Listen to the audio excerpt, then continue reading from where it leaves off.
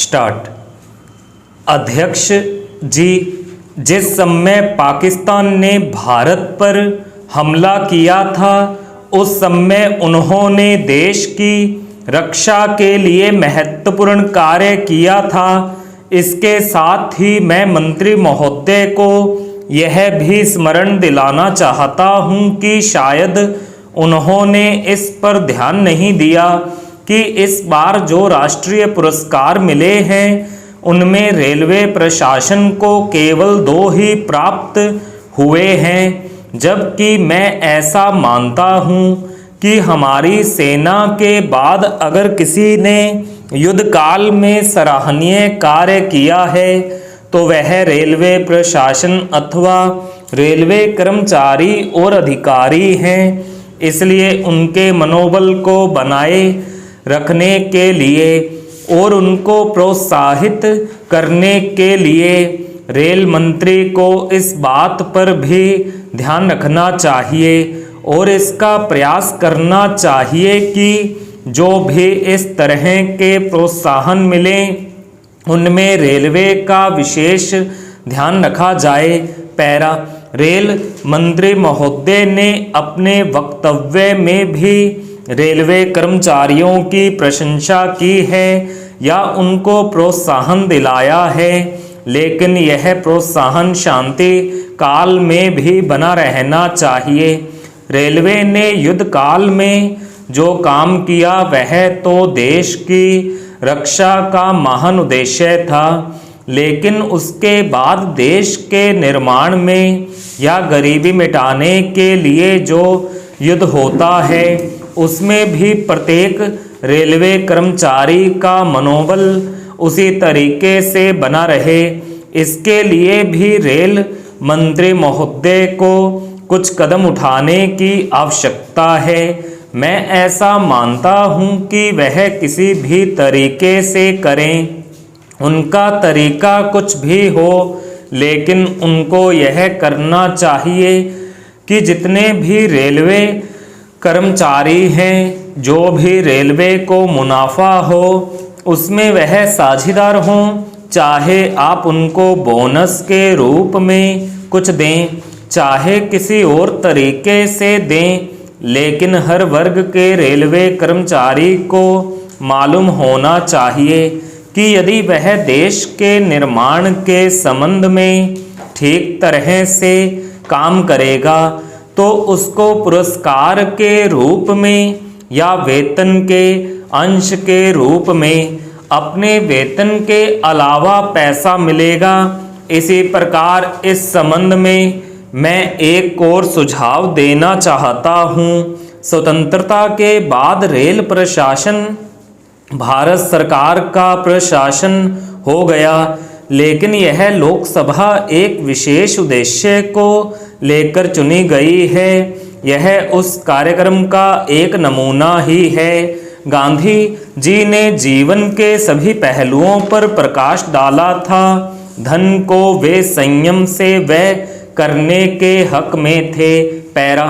उपाध्यक्ष महोदय, मैं समझता हूं कि अब तक इस वैदेशिक नीति पर न केवल इस ओर के सदस्यों ने ही बल्कि दूसरी ओर के सदस्यों ने भी प्रधानमंत्री जी को धन्यवाद दिया है।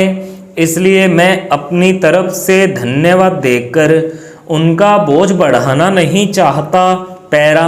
इसमें कोई संदेह नहीं कि इस सदन के सभी सदस्य, चाहे वे किसी भी पार्टी से संबंध रखते हों, इस बात से पूरे सहमत हैं कि हमारी विदेश नीति ने संसार में हमारा सिर ऊंचा उठा दिया है। हमने पंचशील के सिद्धांत को संसार के सामने रखा है। यदि हम उसके आधारभूत सिद्धांत पर दृष्टिपात करें तो हमको पता चलता है कि हमने संसार में एक जो सबसे बड़ा काम किया है वह यह है कि हमने तनाव को कम करने का प्रयत्न किया है। पैरा। जिस समय हमने नई नई स्वतंत्रता प्राप्त की तो हमारे सामने बहुत से प्रश्न थे उनके साथ ही हमारे दो बड़े गुट थे जो कि एटम बम और दूसरे बम लिए हुए हमको चुनौती दे रहे थे कि अगर हमने उनमें से किसी एक गुट में सम्मिलित नहीं हुए तो हमको बड़ी कठिनाई होगी। उस समय भी हमारे प्रधानमंत्री ने हमारे देश की वैदेशिक नीति को इसी स्तर पर रखा जिसके कारण आज हम संसार में अपना सिर ऊंचा उठा सकते हैं। हमने जो संसार के सामने पंचशील के सिद्धांत को रखा उसका सबसे बड़ा फल यह हुआ कि एक सम्मेलन हुआ जिसकी ओर मैं आपका ध्यान दिलाना चाहता हूँ। इस सम्मेलन में बड़े उत्साह के साथ संसार के 29 राष्ट्रों ने जो कि एशिया और अफ्रीका से संबंध रखते थे यह घोषणा की कि हम संसार में तनाव कम करना चाहते हैं और साथ ही हम यह चाहते हैं कि संसार में जो विभिन्न सामाजिक और आर्थिक नीतियां हैं वे साथ साथ चल सकें। हमारी वैदेशिक नीति में जो सबसे महत्वपूर्ण चीज़ है वह है सह अस्तित्व की भावना। उसी भावना के फलस्वरूप हम देखते हैं कि आज कोरिया का युद्ध नहीं हुआ जो कि एक तीसरे विश्व युद्ध के रूप में परिवर्तित हो सकता है। हमारी इस नीति के कारण हमारे अमेरिकी मित्र हमसे कुछ अप्रसन्न भी हो गए, लेकिन यदि हम ऐसा न करते तो आज संसार को तीसरा युद्ध देखना पड़ता। मैं बहुत ज़्यादा समय नहीं लूँगा, थोड़ा ही लूँगा। पैरा उपाध्यक्ष महोदय, मैं निवेदन कर रहा था कि जब हम कोई प्रश्न उठाएं तो यह देखें कि हम इसमें से कहां तक बढ़ा सकते हैं। किसी चीज़ का मूल्य क्या हो, महंगी पड़े या सस्ती पड़े, इसको हमें विशेष नहीं देखना है। गांधी जी ने कितनी ही बार हम लोगों को यह बात समझाई कि मूल्य किसी चीज़ का रुपए पैसे में क्या है, यह कोई महत्व की बात नहीं है। आप जानते होंगे कि एक वस्तु जो कि हमारे देश में बहुत सस्ती मिलती है वही वस्तु दूसरे देश में महंगी मिलती है। पैरा इतना निवेदन करने के बाद अब मैं श्रम विभाग की जो रिपोर्ट है उसकी एक मद की ओर तुरंत आ जाता हूँ। जैसा कि पहले मैंने कहा, मैं समझता हूँ कि हमारे इस श्रम विभाग का महत्व दिन प्रतिदिन बढ़ेगा। बहुत से प्रश्न हैं जिनकी तरफ आपका ध्यान भी नहीं है, उन प्रश्नों को आपको लेना पड़ेगा।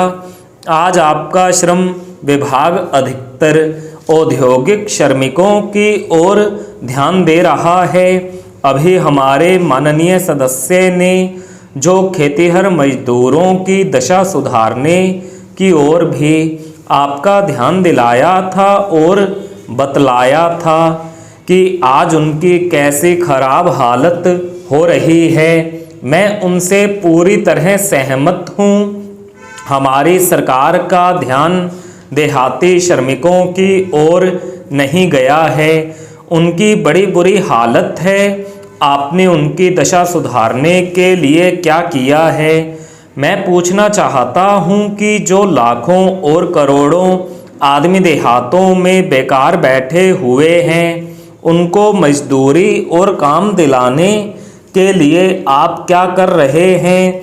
करीब 7 लाख आदमी नौकरियों के लिए प्रार्थी हैं। जैसा कि रिपोर्ट में लिखा है, इनके अतिरिक्त कितने ही लाखों और करोड़ों आदमी देहातों में बेकार बैठे हुए हैं और कितने ही आधी बेकारी की हालत में हैं और श्रम विभाग उन बेकारों और आधी बेकारी वालों की संख्या पता लगाने में असमर्थ है। उनकी संख्या हमको कहीं नहीं मिलती है। मेरा निवेदन यह है कि हमारे देश में बेकारी बहुत अधिक है। जितना अधिक हम बेकारी को दूर कर सकें उतना ही अधिक हम अपने देश और समाज को सुखी बनाएंगे। इस कार्य में आपका और आपके विभाग का बहुत दायित्व अधिक है। जो भी नया काम आरंभ होता है उसका दायित्व श्रम विभाग पर रहता है। धन जनता की भलाई के लिए खर्च होना चाहिए। स्टॉप।